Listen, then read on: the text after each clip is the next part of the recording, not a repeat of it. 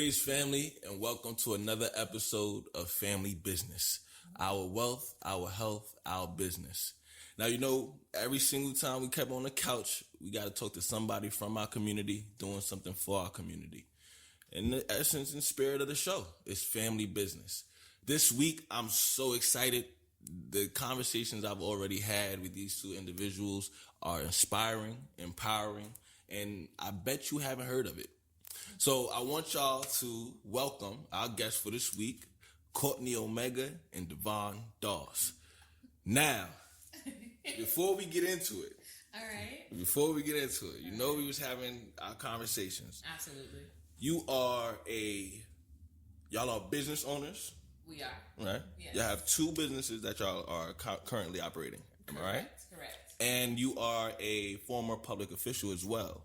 Absolutely. Cool. Yeah. So, for the both of y'all, tell us about the businesses that you started and tell us what was the inspiration. Okay, so Colored Only Cafe actually was, I think that's the one that we're going to start with because that actually is how we kind of got together. Yeah. Yes. That was how, that was kind of how we found each other, I guess. So Colored Only Cafe, and that is how it sounds, colored only. And at Colored Only Cafe, what we do is we prioritize plant-based foods. Mm-hmm. And so we want to, of course, encourage or inspire more vegetable eating because through the colors, your best foods are going to be foods that are colorful. Whether it's the greens of kale, the purple cabbages, your colorful foods are going to be the foods that have the most nutrients. Your yellows, the ripening of your fruits are going to be the more vivid the color is. Right. And so, even though, of course, it's a play on words with it being colored, because I said only in our history. When I say our, I mean in U.S. history. Is there such a negative connotation on color? Right. But for everything else, we can talk about the best times in our lives or the best things that we've eaten. We're describing it with vivid colors. And so I wanted to make a space that was celebrating that, but at the same time, I wanted to make something that kind of rewrites the narrative. I'm a writer by trade. I really am. I'm a writer. I'm a visionary artist. And so I always am talking about rewriting or writing your own story. Right. And I wanted to rewrite the narrative, and I wanted this space to be a place where you would not feel bad about colored. Yes, absolutely. I mean, one thing that stands out, especially what you said about the food, the colorful foods. Absolutely. One of the biggest things about, our nutritional health, but also our mental health, is what we put in our bodies. It's consumption. Yes. And honestly, I'm more of a fruit person. Like, you name some vegetables, and I like the colorful fruits. You eating grapes, watermelon, you got kiwis, pineapples, you got everything. My favorite, right? Mangoes, yeah. So with that, when you did the kind of like the play on the words, colored only, what type of kind of response were you expecting from people? And now, listen, I wouldn't be mad if it was a colored only restaurant. Right. You know what I mean? Not saying that, Right. Right. And that's what I said. Why would we be mad? And it's funny that you should ask that. One of the main people that do have a problem with it are people that, would be classified as colored. Right. Why wouldn't you want something that's just for you? Mm-hmm. And I think this is what the conditioning of us really is. And I also, it's such the reason why I also wanted to create this type of environment or this type of space or connection with our community is because I created Colored Only Cafe following the George Floyd murder and the riots, because I remember seeing a thing on CNN, and these protesters, after they were down here in Atlanta, and they're all they're rising and they're having these strong marches and these strong protests. They were going to Chick-fil-A and Starbucks to eat. And I said, wow, isn't that a way to really fight the system? You go right back to these organizations. The meal for revolution. Right. You're going to Chick-fil-A. Right. And you supply, Chick-fil-A is one of the biggest suppliers of law enforcement. They're one of the biggest supporters of NRA. They systematically back Republican politicians, but one of their biggest supporters are black people. And we buy it every day. Love it. Right. Love it. And don't hold no stock in it. Can't, get any type of kickback from it, but they love it. I think that's a good kind of point to what's going on going on right now. Of course. Because in the news and media and everyone, knows what's going on. Kanye has spoken out about the people who now you may dislike or anything about Kanye West, but one of the underlying points is what he's saying is that people are exploiting our communities and making a profit off of it. Right. And so we see that a lot with, like you said, right. These Chick-fil-A, Starbucks, these same Walmarts, these same organizations that we're out in the streets fighting against, and we are in solidarity when it comes to understanding and appreciating the need for rising against, but we are still patronizing. And that describes that veil that a lot of us don't understand what's going on behind that corporate eye. And one of the things that, and not just Kanye, but people have said it has been said by our scholars in the past, it's about how they see us and how they're able to monetize and capitalize over us. Absolutely. And it's by keeping us ignorant. I remember the first time that I realized how you make money off of commercials or TV, but there is a veil of how economics, politics, education, how all of that works. So it's easy for us to go and support the Chick-fil-A's and easy for us to go and support the LA Clippers after a couple years back when they had that thing with So it's easier for us to go and support them because we don't draw the connection to our day-to-day to what they're doing behind the policies they're making behind closed doors. So, and what's funny about that too is that that's the number one reason why they know they don't have to take us seriously, because they know that after we leave, we know where to find them. Right. They'll be all gathered at, they're going to be gathered at Chick-fil-A, and they'll be gathered at, we know where to find them. Right. They'll be at McDonald's picking up they're racing there to get, a meal. Or don't get me started on the Wendy's 4 for $4. This is $5 biggie bag. This is crazy. Tacos $5 box, and where are they at? They right there. East Point is a Burger King, a Taco Bell, a fish and chickens, and it's things. And one of the great things about your restaurant, Colored Only, is because we have these pockets of areas where there aren't healthy food. There's food deserts all over. There's none. And is that true? Remember when I was back in the Bronx and I was going down street? Oh yeah, you were telling me. Yeah. Like what's on the corners? Right. What I was telling is that when you go in the hood, right. There's certain things that's like staples. You will always see these things. You're gonna see probably for 3 block radius. Right. You're gonna have multiple pharmacies. You're gonna have multiple fast food joints. Multiple liquor stores. Right. These are things that you're always gonna have. Right. And each one of these things, the church, is pretty much churches to lambs. Right. Sheep to the slaughter. And it's so convenient right there. You could go downstairs. Yeah. Then the pharmacy where they drug us legally. Right. Yeah. And that's after we eat the foods that they give it to us. So now we have to go to the pharmacy. Right. And it's so, because you're from the city, you're from New York, so I'm from New York too. And so we know when you come downstairs, every single, and it's crazy because, we got blocks. So it's one block. You'll have 2 liquor stores on the same block. On the same block. At each ends. The thing that used to be crazy about Philly, it was funny. I remember one year it was like McDonald's, they were putting them up literally on every, it was the McDonald's and CVS, McDonald's, CVS. And go to McDonald's, then go get sick and go back. All right. Right. Gotcha. And this is something that we may know, just like you were saying earlier, we may know, but we don't draw these connections. Right. We don't draw these connections with when we say things like, when I was growing up, girls didn't look like this. They weren't developed like this. But we don't draw that connection to how often, when we were growing up, and I say Generation X, I don't know, if you fall a millennial or Generation X, but I resent the term millennial. I really do. I really do. Let's know that your thumbs up. But I am 33, so I've been compared to the put in that group, but I definitely resent that because I was raised different. But you can understand, when we were on Generation X, going to McDonald's was like, a luxury. What? Yeah, that was like we're really pulling in. Okay, so we're in the era where we all know, like, we know House Burger. Right. The delirious. I gotta have McDonald's. It was like it's like McDonald's.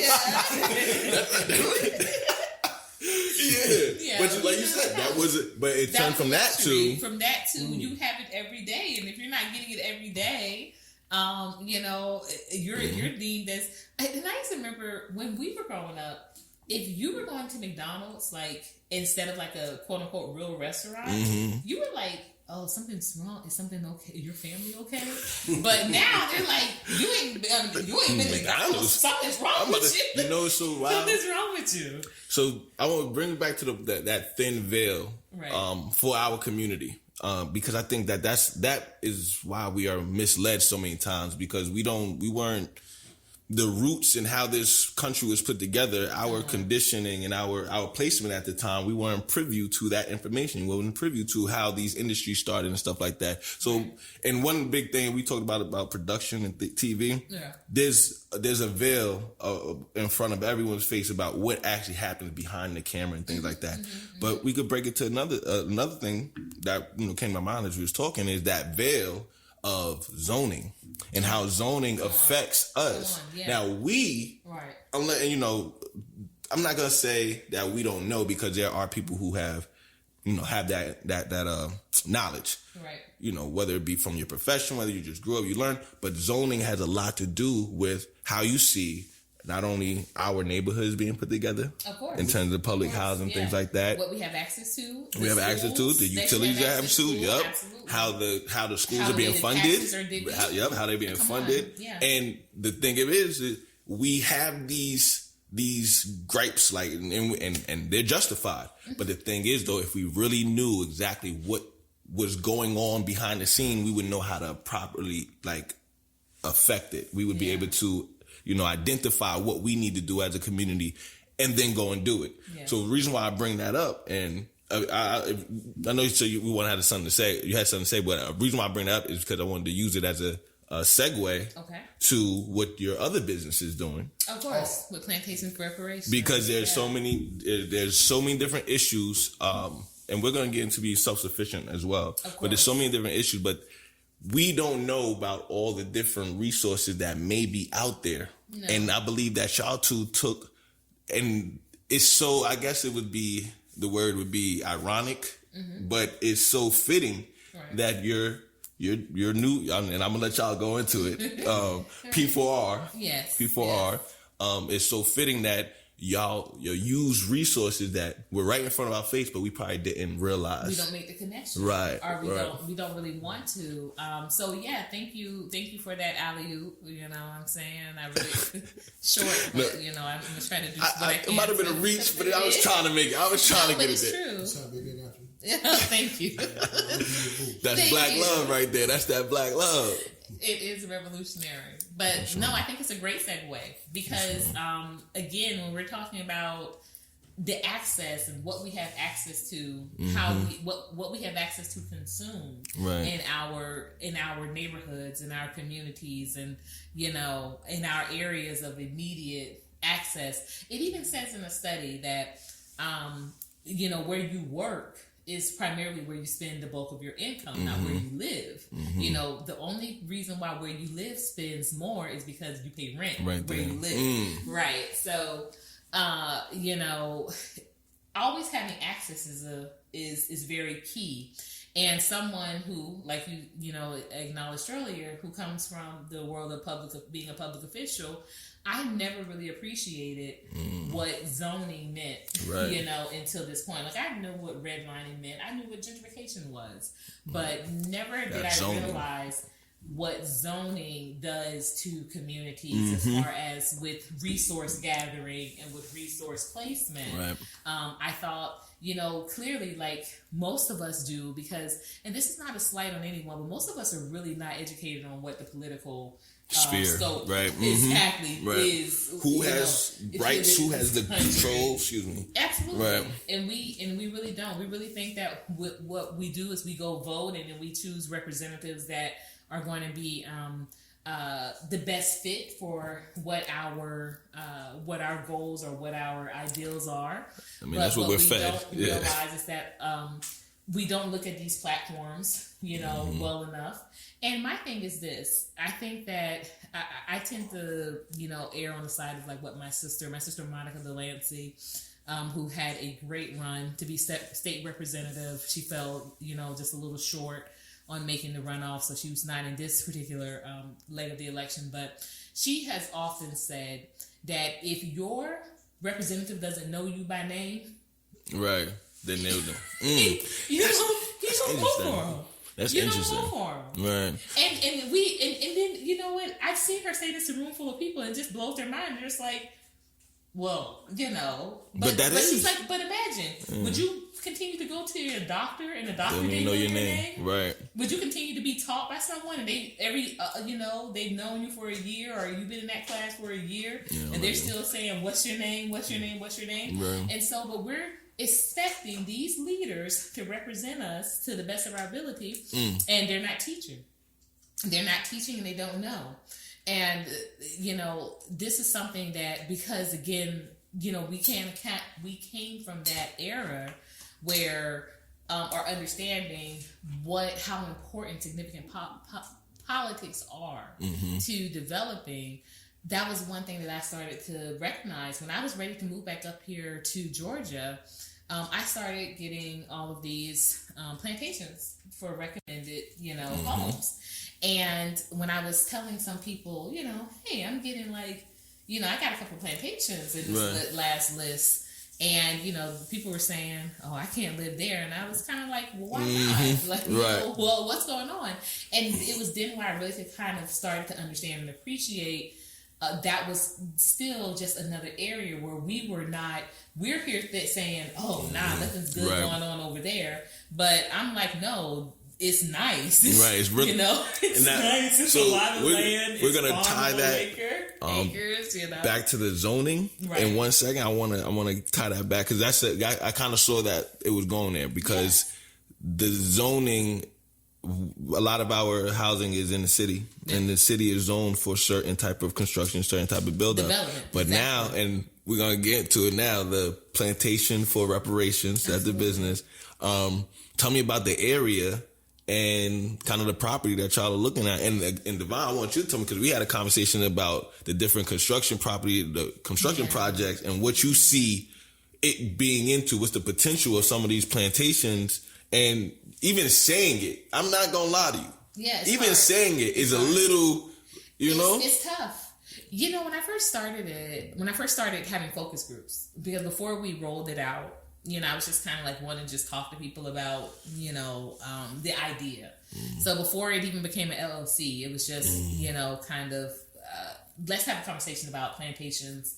And that was the number one thing that people said, well, I don't like, I don't like it being called a plantation. And I'm just like, but that's what it is. Right. And it's a plantation. But, the reason why I think I didn't have as much, there was not as much resistance from me is because I said, well, plantation politics works when you don't look at it from the side of we were property. You look at it from the side of plantation politics works, which is that they lived, worked, and they played all in this area. Right. They built it up. It was a sustainable area. Right. And so I was someone said, oh my gosh, I can't remember his name now. I know his Instagram name, but actually it's Zyke. It's Zach, but he pronounced it Zyke. Zyke said, then just call it that. And I said, call it that. He said, just say what it's building up to. You're talking about a village. And I was like, oh, okay. So it's plantations to village. And so it really kind of changed the energy of the rest of the conversations. And So even though it is P4R, is Plantations for Reparations, what we do call each site or each area or each location is going to be constructed or going to be moved into more of a village type of approach to the building. You know, we're saying multiple families. You know, we understand the history of it. However, this is what we're transforming it to. So it's a transformative mind state. Right. And, you know, this is bigger than housing. It's history. And it's our history that we can heal from. It's our history that we can learn from. Right. And we can stop being, because so many of us, I think that when it all boils down to it, honestly, Poetic, so many of us are ashamed of that history. And this is why we want to distance ourselves we shy from it, right? This is why we're saying most of us weren't slaves. Most of us were. You come out with a new narrative every 6 months. Every 6 months. And let me tell you something about FBAs, and this is not to slight anybody, because once again, I'm not going to use, you know, this platform. We're very grateful to be here, so I'm not going to use this platform to cause any, you know, controversy or anything. You like could. That. It's family business, but all right. And yeah, we okay. So you must know something about my family then. Okay, but even we have to understand that even the foundationally black people were forced into slavery. This is why. Right. This is why those numbers jumped before a boat even landed. The numbers jumped because they were just, you know, this was always a part of the plan. So it wasn't that the foundationally black people were here and you think they had these other people coming over that looked just like you and they were left unscathed. No, they were forced into slavery as well. And so this, you know, this thing runs deep, but it does not mean that we are not still a very, very, you know, not just resilient, but very accomplished people. Because even with what we were forced into doing, look at what we've created. You know, there are 50,000 still standing plantations. And one thing that all of us should know that I don't think is talked about enough, and we mentioned earlier, when we talk about slaves, we're not talking about, you know, just low down, you know, just good for nothing people that just got captured and turned in. No, we're talking about engineers. Right. Architects. Doctors. Yes. People that were doctors of their villages. Right. The agriculture of the time was down to a science. Come on. So, you know, inventors, things like that. You could even, there's even times you could, if you trace it back, if you go and look at they actually have a resource about all of the inventions from black slaves who went from slaves to being freedmen, and all of the inventions that they were supposed to be accredited to. Right. You could see that we were not, you know, we were a group of people with skills, accomplishments, pride, you know what I mean? Things like that. Now, the history went on as the history went on, and you know, and look who the history was told by. Right. So of course, absolutely. Until the lion, until the lion learns how to write, the tale of victory will always go to the hunter. Right. Absolutely. I like that. But and I do it's a writing very true. workshop, and that's what it's called, When Lions Write. Yeah. No, that's dope. Yeah, we could talk about too. We've got to do it. Yeah, we got a lot we're gonna build on. The other thing though, on top of that, and we're gonna get into the vision of it, because you say we could take anything from the past. Absolutely. We could apply our energy to it, ourselves, to it, and turn it into something new. And we can totally rebirth it. Exactly. Absolutely. No matter whether it might be attached to a past trauma or a past stigma, but that's the power of us. And it's how we create our own narrative. It's how we create our own narrative. So with that thinking, you were talking to me about your idea and your kind of layout for building and the new construction on there. And you were telling me about all the different space. So kind of tell me what the vision is for building out these plantations, because they're huge most of them come with, you know, farmable land. This one sits on, we have almost about 16 acres. 16.5. And we definitely you know, plan on utilizing all of that. Absolutely. Square inch. What kind of construction y'all got going on there? Okay, well, in the beginning, we're just going to concentrate on the main house itself. Right. Me personally, you know, I can't wait to get in that basement and do some stuff. You know, the building me is drooling right now. Like I said, because of just the amount of space, you want to utilize everything. You don't want to waste any space. So because there's so much space in the basement, and it's just open space except for one back room. You know, I can turn it into 2, possibly 3 extra rooms, and still have space for common area like a living room. So it basically I can just turn that whole into like a house, apartment. house or apartment, mini apartment, that can house an entire family. So you're telling me a basement? So we might have a finished basement. Someone might have a finished basement. We talking like, okay, a bedroom, maybe a den, maybe like a little lot, man cave. You talking about a whole? I'm talking. This is like another house. This is an independent entry. Right. Bathroom, independent kitchen, independent entrance, all this stuff. So this is like a whole separate unit, like it is. Yeah, it's like another separate floor. And how many do you think you could fit in a? You know, you said that the land is 10,000 square feet, correct? 10,000 square feet, and there's 2 structures. The house, it's 2,000, and then the land is acres, 16.5, but the 10,000 square feet. 10,000 square feet of in the main house. Then there's a separate structure, the carriage house. It's a carriage house. I don't remember the numbers, but it's 2-story, so it's a split level, and that also is independent entry and exit. So it's separate from the main house, and at one point it housed the cotton gin. And this is just, and we want to also, just really hone in on the fact that this is this particular plantation property, but we have to realize and appreciate that these plantation properties, in a whole, this is what they were made for. They were made for multifamilies, doing, sustaining life right there. And actually becoming kind of like a, if you would, workshops, and so you could still see that type of character in this particular property that's in Athens. But what, we kind of failed to realize again is that they never stopped. We, became quote unquote free. But again, we have to start looking at things from the reality as opposed to what it said. Right. The Emancipation Proclamation basically gave us a license to now rent property as opposed to be property. But we couldn't own property because technically we were still property. Right. Yeah. And this was, and a lease was a pass. A lease is a leash. Remember, because a lease was a pass, it gave justification for what you were doing in that neighborhood. It showed, no, I live here in this neighborhood. Non-blacks didn't have leases. Right. They didn't need to justify what they were doing in the neighborhood. They were just there.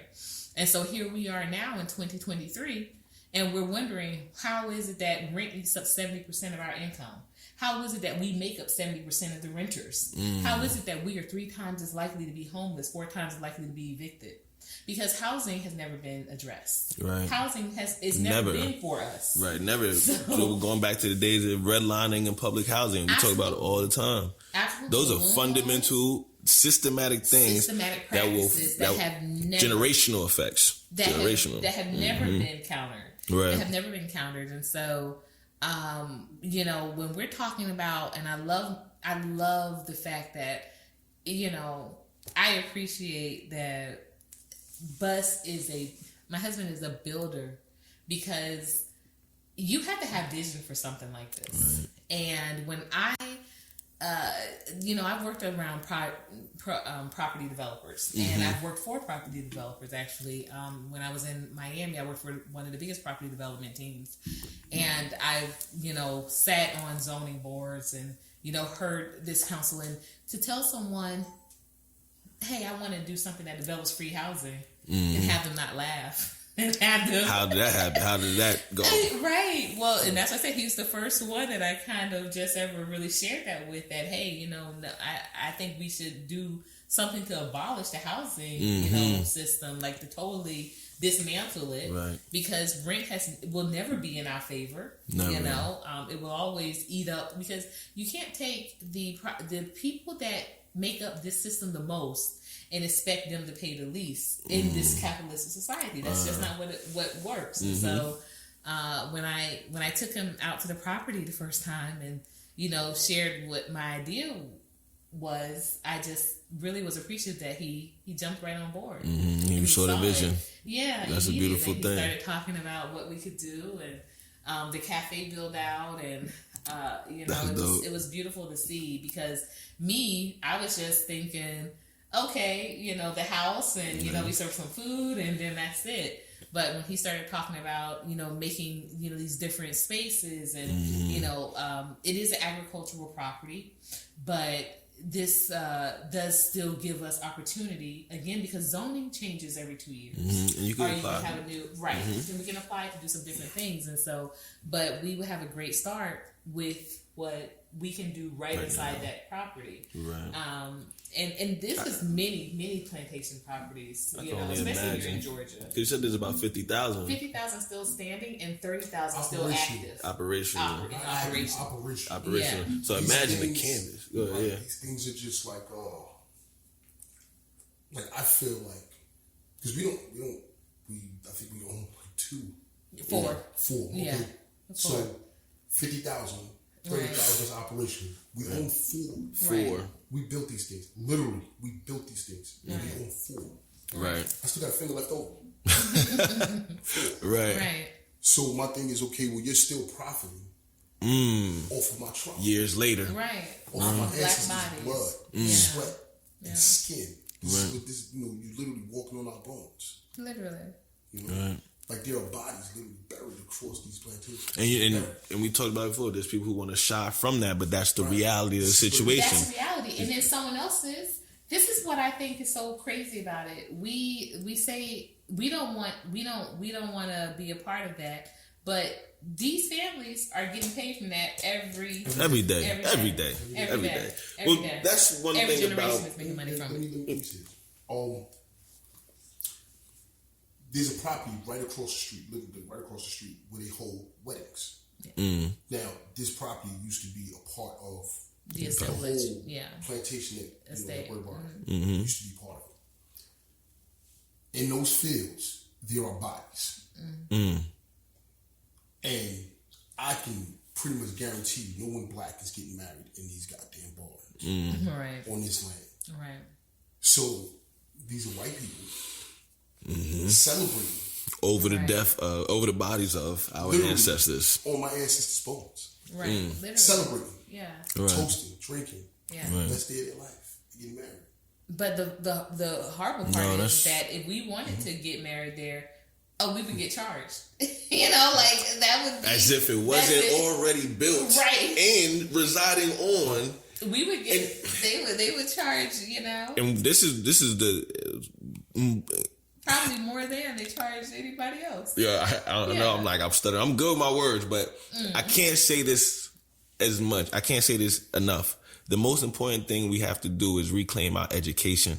Absolutely. Because the fact that you don't think about these things. We was talking earlier about the movie Roots, and we saw the newer version, and we was talking about the book and how the book. You said it. The movie starts with a book. It's like ending. Yeah. It's like the last parts of his life. That's where the book. One thing I noticed about that Roots is, as generations went on, they lost more and more of their culture and their identity. After the first, you said Kinsey was the direct descendant of Kunta. Yeah. And so by the time she had a child. Yeah. And her child was Chicken George. And Chicken George, who was a product of rape. Mm-hmm. Yeah. So just and that could be the situation. It could be a couple different situations, could be a couple different scenarios, but that is the baseline for a lot of our experiences. Yeah. But we're not taught about everything that came out of that. You're not taught about how we went, how we, through the eras, through the generations. Mm-hmm. We talk about the civil rights era. Of course. But we don't talk about Reconstruction in the South. No, in the Jim Crow. And we don't talk about Jim Crow in the South. We don't talk about black codes in the South. We don't talk about Sundown Town, which still exists. Still here, yeah. I own and operate a trucking company. They literally, if you go to, they will tell you, don't come around, don't be around here. Take this straight out. Are in the Midwest. Oh yeah. And so when we have these conversations about why nobody lives out there. Middle or America. why want to live out there. Yeah, they It's still definitely nothing. have operational sundown town. Right. Yeah. Right. Yeah. So I want to kind of pivot a little bit because Listen, before you pivot, let me say this. About this one particular property, this plantation. This plantation was an what do you call it there? A labor convict camp. It's a labor convict camp. Yeah. So only men were housed there. right. Only Really? men. Yeah. Women weren't allowed on the properties. This Women is children. after slavery ended. So what they did was they pretty much turned it into a prison. right. And now you still have your free labor. Right. Because even today in the Constitution, Right. 13th slavery Amendment. is legal 13th Amendment. Yep. 13th Amendment. Yeah. you are a Violent, convicted right. felon. Right. Now, this is kind of near and dear to me personally. It's an ex-con, and doing 21 years, state facility.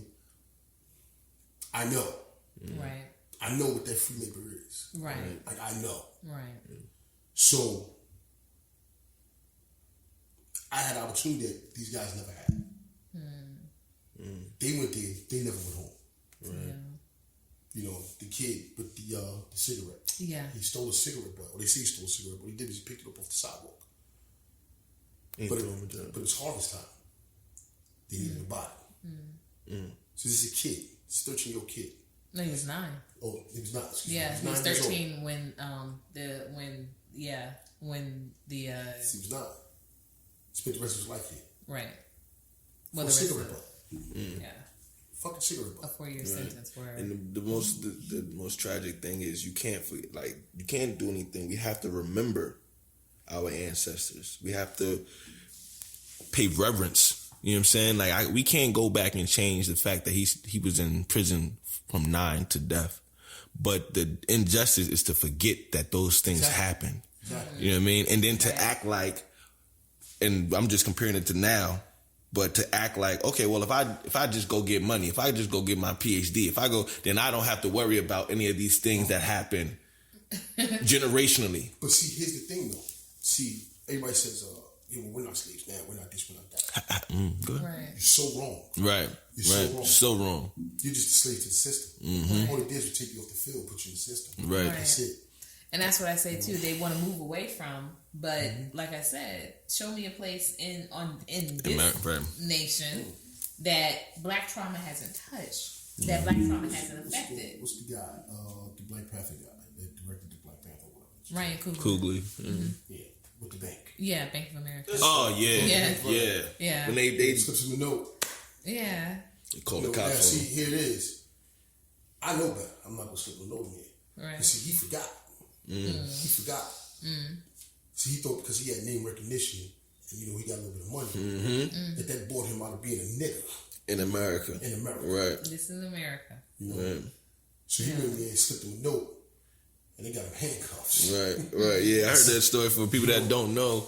So he went in there. He wanted to get a large sum of money out, but he wanted to do it discreetly. He didn't want them to say out so he loud. just- So he slipped so the he note. slipped the note said to, And then they called the cops on him. Here it is. Right. See, me and you, we know better. Right. Be like, yo, don't count that out loud.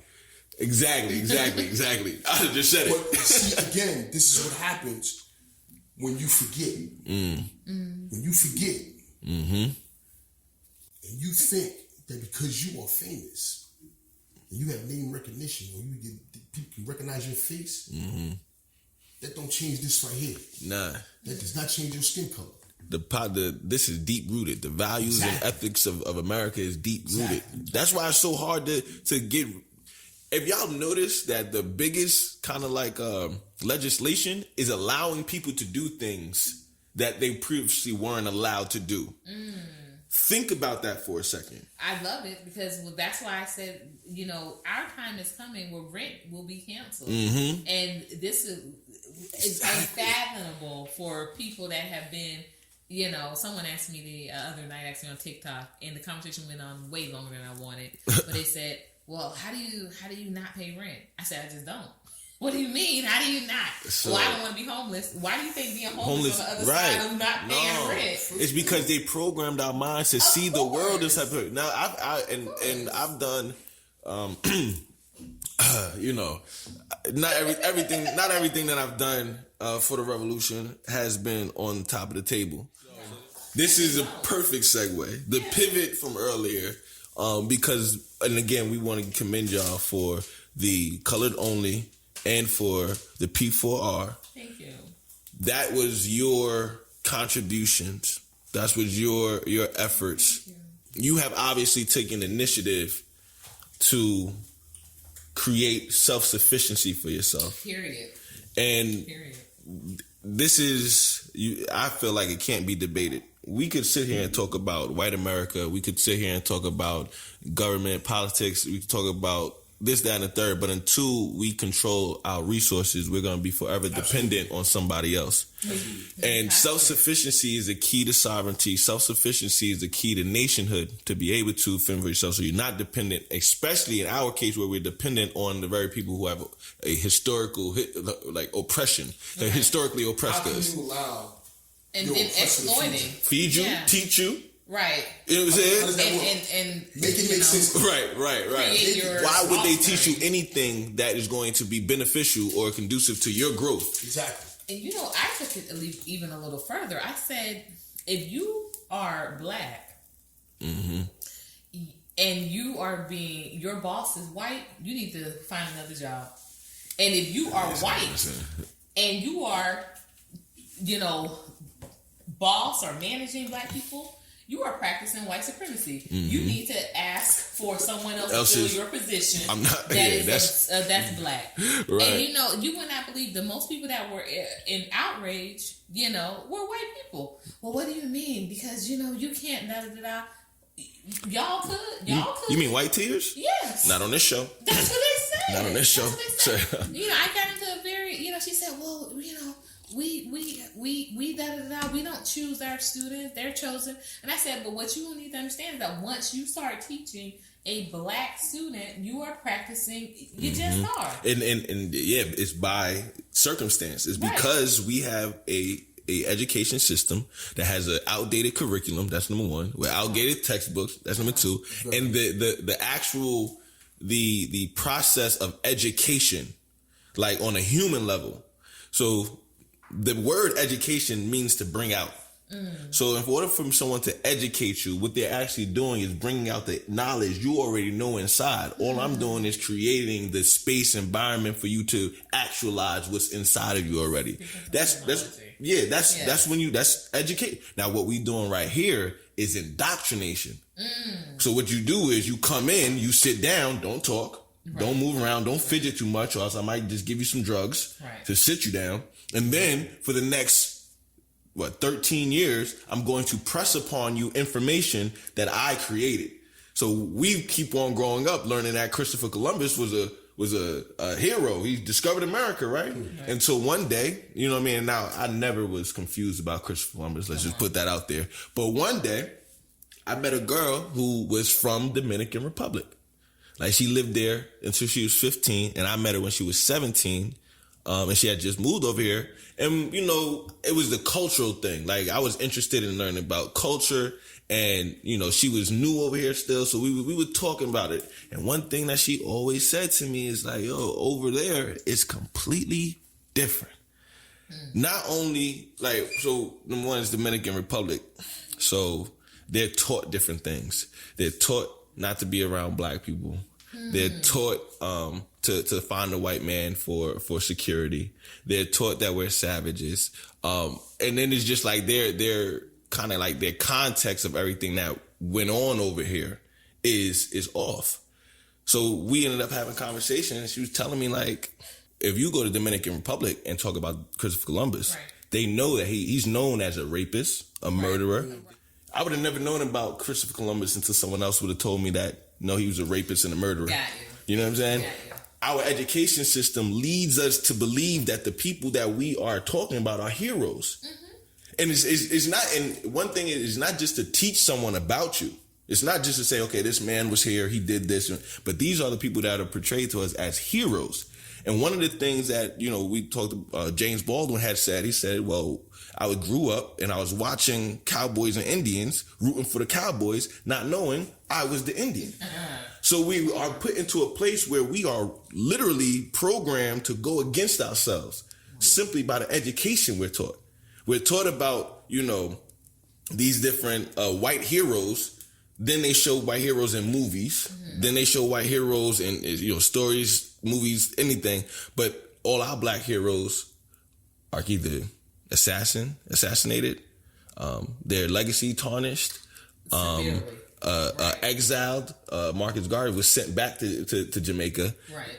And so you start to develop this idea that you are less than. Of course. You know what I mean? And so that's that education. I don't think that's well, you're right.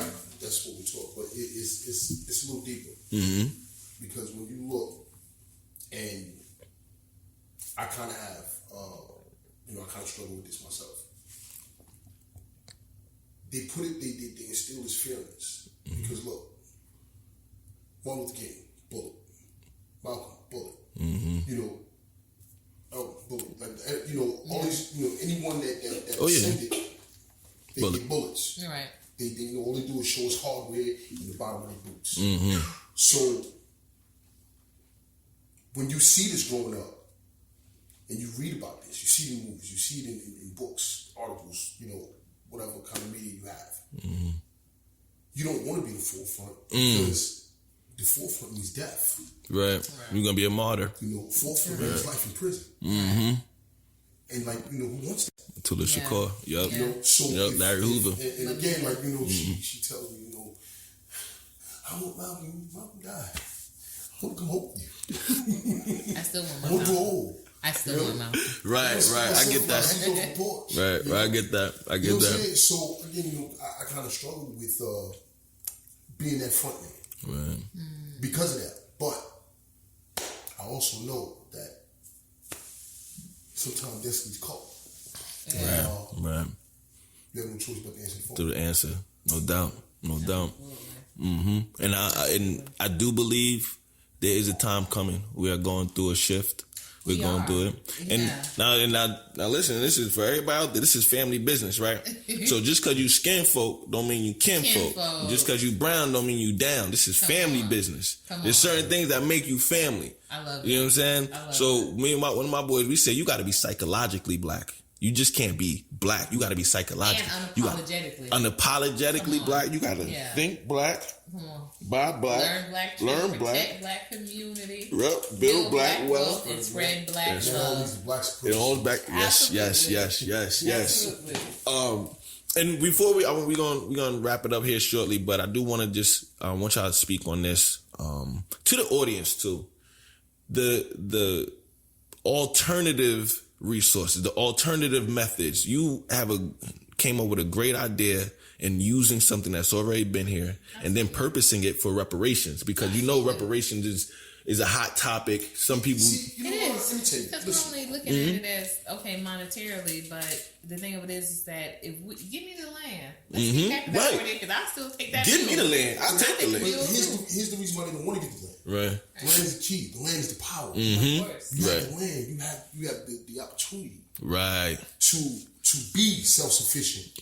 I won't need you for shit. Right. Not a goddamn thing. You give me land. Because land, I'll find water. Show you. Yeah. It's true. And we do have water. We have well room on the property. I will show you, baby. I will show you. Right. But you know what, though? That's what it's going to take. It's going to take that mentality. It's going to take that vision. You know what I mean? Because, and that's honestly, that's where the line, you say skin folk, that's where the line is going to be able to, that's drawn. We're seeing it already. People don't have the vision of self-sufficiency. No. You know what I'm saying? Wealth. You know how many people have asked, I can move there, but where I'm going to go work? I'm like, don't worry about coming to move here. Don't do it because and we talked about this briefly on the phone. There's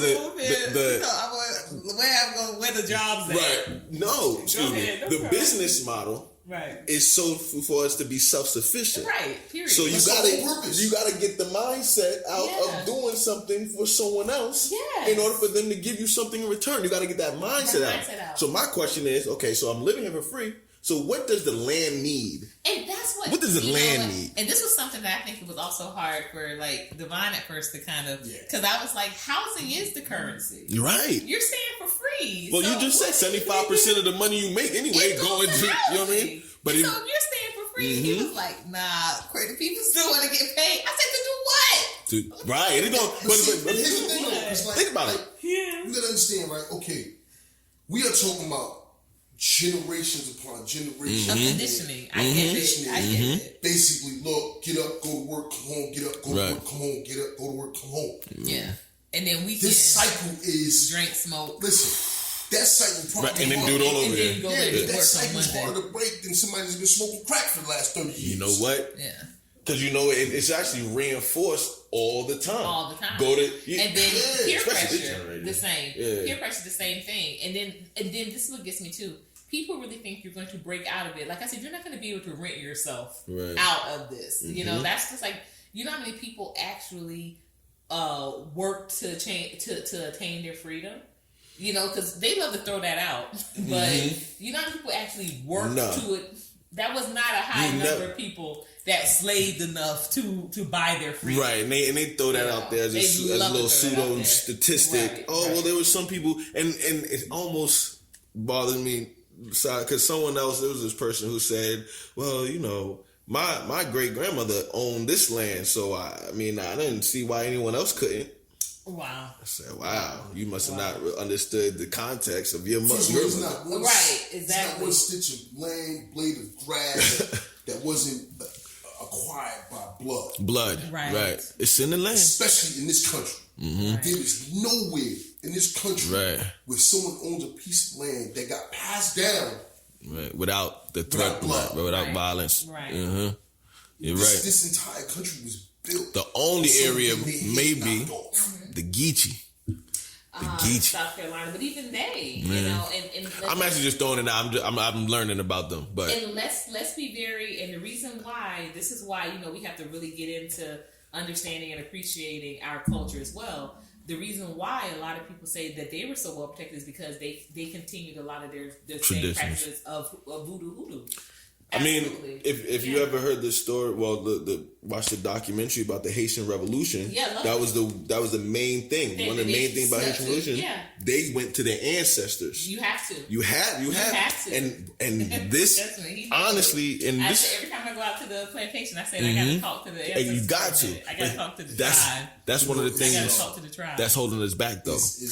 We don't want to have that connection. And they ready. They've been ready for us. But the thing is, though, and this is one thing I always say, right, about people. Part of education is you have to be invited. You have to be invited to learn, or you have to be invited to experience. Come on. So you don't just learn by sitting here and then thinking, and I know things. You know, it's crazy you said invited because my wife. I love that. I mean, you know, this is why I love Black love. I travel late. No, but seriously. I know. See, all my stuff was sorted up, but I travel late. Yeah, but you know, all that stuff. I know, that's my life. That's like half your energy. Y'all look beautiful. No, but she took me out to the plantation. And look, I'll be the first to admit, I'm kind of a knucklehead and kind of hard-headed, and I will fight you tooth and nail over something that I either don't understand or, you know, it just if it's foreign. Nah, I ain't gonna say you're the first to admit. You're the last to admit. It's not I'm the first to admit that. You're the last to admit. No, I'm just saying. You know, I'm like, what you talking about? Man, yeah. I ain't that. What? But she takes me out there the first time I'm there. I'm like, you know, so at first we want to drive up Plantation, you know, whatever. We'll see what's going on here. And I don't know. You know, it was enlightening. Yeah. And then she told me about, you know, being prison camp. So I was like, probably touched, right? Yeah, so I was like, okay. So I go out to the field and I'm looking around. I don't know where she was at. I was on the ancestor bench. You know, so I take my shirt off and kind of like take it in the sun. That's dope. It's like because he's a camper. You wouldn't know I'm kind of like an outdoor Dodge guy, fighting. too. Yeah, I get you. So my thing is, if I'm outside, I look for an excuse to take my shirt off. It's kind of like Be one with it. Yeah. So it was just different, Right. and like like I can't really explain it. Right. It was just different. But and I see where you made the connection. That invitation that you gave him to that is an experience. You know what I mean? That experience. And that's literally what I call it too. So it's amazing that's what you said. You have to be invited. These are invites only out here. This is not going to be you driving by, come on in. No, because even for the security of it, who are you? Who's coming? Because you're right. You're not just. This isn't just a rental property. No. We gonna go. No. This is you are. And it's family. It's families dwelling. It's families. When this flag is planted, this black flag is planted. Right. Yeah. Listen, if you ain't here and here with it. Yeah. And I'm not gonna let somebody come and destroy. I don't know if I really want to put this is really. You could be solving the housing housing epidemic. Absolutely. You can solve with 50,000. 50,000 with the right investments. There are even 39 million empty homes, and that's outside of the 50,000 still standing, 30,000 still operational. Right? That's more than the people that are homeless. Right. And when someone said also, homelessness affects everybody. Poor people affects everybody. No, but it affects us the most. And so if you take us out of that equation, y'all can go live with y'all sisters and cousins. Right. We don't have these opportunities anymore. It's crazy because I had a whole back and forth with this guy on TikTok. It was after one of the posts, I was talking about, don't act like y'all don't benefit from the bullshit. Oh, yeah. I remember that one. Oh, yeah. Over the last 300 years. Right. I don't care if you see you're not prejudiced or not, you benefited. So, it's all talking points. But, you say something, let's get it. I want all the smoke. Right. Please accompany me to the smoking section. I want all the smoke. So, we going back and forth, right? And he's talking about, he's been homeless, that, the other. And he's like, he had a couple of family members that own a real estate business, this, that, and the other. I said, hold, pause. We don't have that option. Right. Exactly. How many black real estate companies real estate, relationships and resources. Even though, you may have the unicorn company that's black one, right. Yeah, so it's like one for every 300. Exceptions don't change the standard. Exactly, so outliers, right. And the fact that you said that you had a couple, that means you have multiple. It actually hurts. It hurts the point, because then you feel comfortable with that outlier. Like, there's no problem because you got this one company that did, they were black. That doesn't. Because Michael Jordan and Barack Obama and Oprah Winfrey, that don't have nothing to do with Courtney Omega. My grandmother was she was the first African American mayor and first and only female mayor of Daytona Beach. Really? But even with all that being said, it's still I've had 2 evictions. That don't, that doesn't. And we've heard people say that the same thing. You can't pass it down. Like, that's nice. That's nice. But can you pass your job down? And they make sure of that too. Generational. Right. And that's kind of the thing. That's that veil that we talked about before, is that they're actually somebody who is making sure that these things happen. They're putting the legislation in place. They're putting the policies in place. They're writing the bills and things like that. And we'll take it back just real quick second. Redlining was a policy. And redlining, you know what I'm saying? And so was not selling to black people. That was a policy. That was law. Right. Law. We talk about our laws being, don't mess with your homeboy's girlfriend. That's law. But don't sell no property to black people. That's law. That's law. That's why we put it there. From a real estate agent perspective, right. It also was in the deed. So that's even if you sold your property, you couldn't sell it to a particular.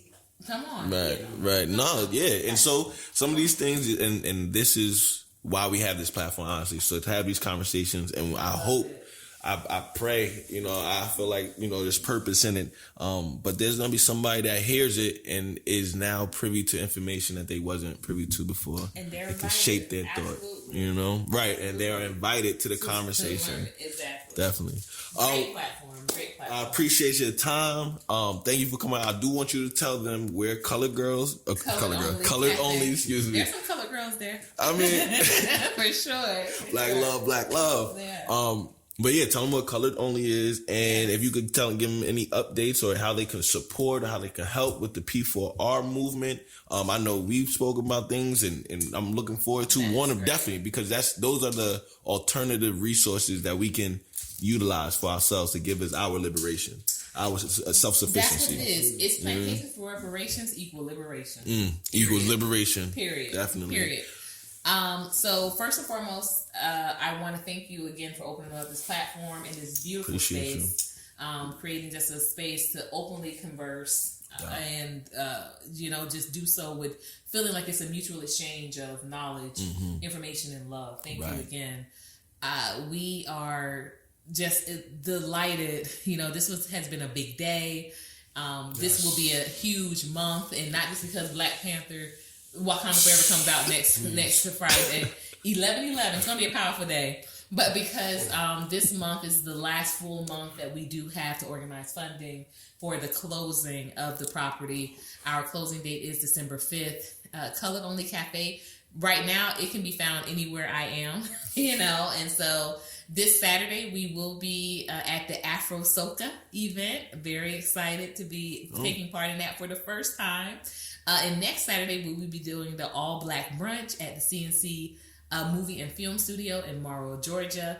And then on the 26th, I am so elated to be invited by Ashley Scott and the Freedom Georgia Initiative to attend the Queen's Summit. And so, not just to attend, but I will be a keynote speaker speaking about this Plantations for Reparations initiative. So this month is really just very, it's going to be very, very incredibly productive, but it's going to be impactful to this movement. So please do support. You can find out information about all of those events listed on the websites, coloredonlycafe.com, and it is spelled how it sounds, coloredonlycafe.com. And then the information about the Plantations for Reparations movement is the number 4, the letter R .today. So that's P4R .today, and that stands for Plantations for Reparations. Today. Not tomorrow.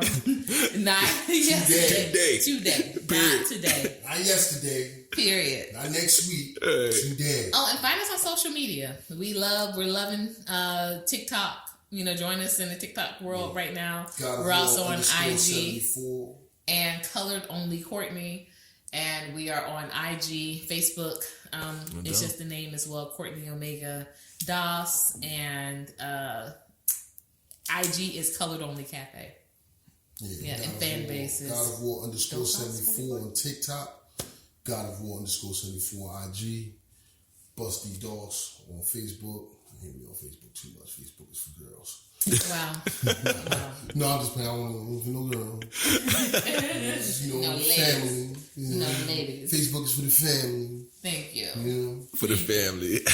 Well, this is family business again. It is. Thank Appreciate y'all for coming through. Definitely Anytime.